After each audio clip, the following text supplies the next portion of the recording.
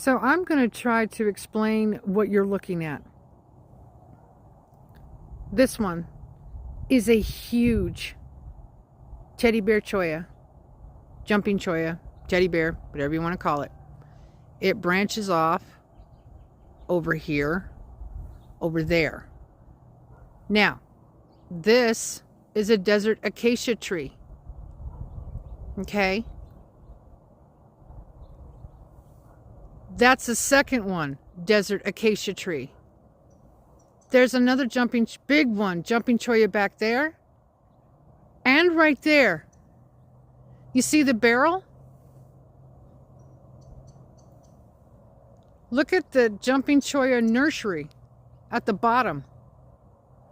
It's like a huge cactus forest where you've got trees and cactus all growing together.